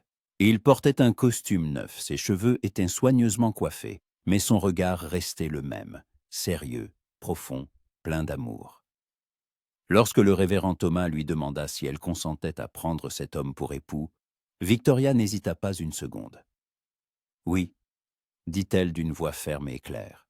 « Je le veux. » Et quand Wade l'embrassa, scellant leur union, Victoria sut que ce n'était que le début d'une nouvelle vie, de nouvelles aventures, de nouveaux défis. Mais maintenant, elle n'était plus seule. À ses côtés se trouvait un homme qui l'aimait non pas malgré sa force, mais grâce à elle.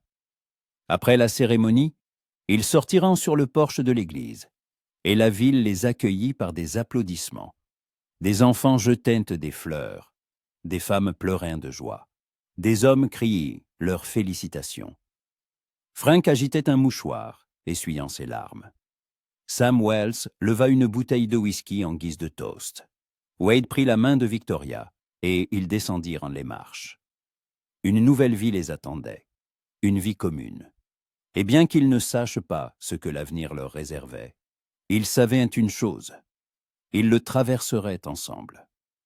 Le soir, lorsque la fête fut terminée et que les derniers invités furent partis, Victoria et Wade montèrent au premier étage du saloon, qui était désormais leur chambre commune. Wade avait déménagé ses affaires la semaine précédente, et il était étrange de voir ses vêtements dans son armoire, ses livres sur son étagère. Mais c'était une bonne étrangeté, celle-là à laquelle on voulait s'habituer. Victoria s'approcha de la fenêtre et regarda la rue. Copperhill dormait. Les lanternes brillaient faiblement. Un chien aboyait au loin. La lune éclairait les toits d'une douce lumière argentée. « À quoi tu penses ?» Wade l'enlaça par derrière, posant son menton sur son épaule. « Au fait que je suis heureuse, » dit simplement Victoria. « Vraiment heureuse. Pour la première fois depuis de nombreuses années. »« Moi aussi, » murmura Wade. « Et je te promets que je ferai tout pour que tu restes heureuse. Chaque jour, chaque heure. » Victoria se tourna dans ses bras et le regarda dans les yeux. « Tu sais, quand tu es entré pour la première fois dans mon saloon en déclarant que tout allait changer, je pensais que tu allais détruire ma vie. Mais tu m'en as donné une nouvelle, une meilleure. Et pour ça, je te serai reconnaissante jusqu'à la fin de mes jours. Ne me remercie pas. » Wade lui caressa la joue. « Remercie-toi. D'avoir donné sa chance à un shérif têtu qui ne savait pas dire les mots justes, de ne pas avoir abandonné quand il aurait été plus simple de partir, de m'avoir appris à aimer à nouveau. » Ils s'embrassèrent, longuement et lentement, et dans ce baiser, il y avait tout. Le pardon pour les vieilles rancœurs, la gratitude pour le présent, l'espoir pour l'avenir. Quand ils se couchèrent enfin, enlacés, Victoria sentit la paix l'envahir. Non pas le silence vide qui avait marqué sa vie auparavant, mais un calme chaleureux et vivant, celui qui vient quand on trouve son foyer, son port d'attache. Et ce foyer n'était pas le saloon, ni la ville, ni un bâtiment de bois et de pierre. Ce foyer, c'était les bras de Wade Bradford, son cœur battant contre sa joue, son souffle se mêlant au sien dans l'obscurité. Les années passèrent. Copperhill continua de grandir. De nouveaux magasins ouvrirent. Une école fut construite. Une ligne télégraphique fut installée. Le saloon Sackquote 117 resta l'établissement le plus populaire de la ville. Mais il y régnait désormais une atmosphère non seulement de gaieté, mais aussi de respect. Victoria et Wade travaillèrent ensemble pour rendre la ville plus sûre et meilleure, et leurs efforts portèrent leurs fruits. Le maire Harrington remboursa tout l'argent au trésor et démissionna de son plein gré. Un jeune entrepreneur qui poursuivit les réformes fut élu à sa place. Eleanor Harrington ouvrit un petit atelier de couture et se découvrit une passion pour ce métier. Frank continua de travailler au saloon et devint une sorte de grand-père pour les enfants de Victoria et Wade, des jumeaux, un garçon et une fille, nés 2 ans après leur mariage.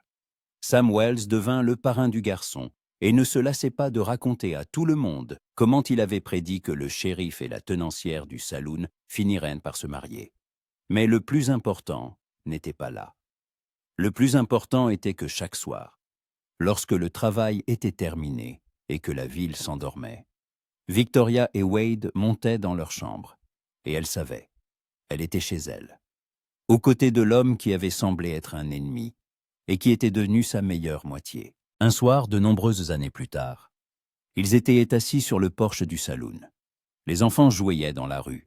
Le coucher de soleil peignait le ciel de nuances de rose et d'or. L'air sentait le pain et la fumée des cheminées. « Tu regrettes quelque chose ?» demanda Wade en lui tenant la main. Victoria le regarda, un sourire dans les yeux. Une seule chose, de ne pas être tombée amoureuse de toi plus tôt, d'avoir perdu tant de temps en dispute au lieu d'admettre simplement ce que je ressentais. Mais les disputes ne faisaient-elles pas partie de notre histoire? Sourit Wade. Nous ne serions pas nous-mêmes si nous n'étions pas têtus. C'est vrai, rit Victoria. Nous sommes tous les deux têtus, inflexibles, impossibles. Mais nous sommes parfaits l'un pour l'autre. Oui, Wade lui baisa la main. Nous le sommes. Et à cet instant, regardant le coucher de soleil sur Copper Hill, Victoria comprit qu'elle avait trouvé ce qu'elle cherchait depuis toujours. Pas la richesse, ni le pouvoir, ni l'indépendance. Elle avait trouvé l'amour. Un amour vrai, profond, dévorant, qui la rendait plus forte et non plus faible. Qui lui donnait des ailes, au lieu de l'enchaîner. Et c'était la meilleure chose qui pouvait lui arriver. L'histoire de la tenancière du saloon et du shérif devint une légende à Copper Hill. On la racontait au coin du feu, on la transmettait de génération en génération, en l'embellissant et en la romançant. Mais l'essentiel restait inchangé. Parfois, le plus grand amour naît de la plus vive dispute. Parfois, votre pire ennemi se révèle être votre destin, et parfois, il faut simplement cesser de se battre et laisser son cœur vous guider là où vous trouverez votre foyer. Et le foyer de Victoria McCormick, devenu Victoria Bradford, fut pour toujours Copper Hill, le saloon au quote 118, et les bras de l'homme qui lui avait appris assez à aimer.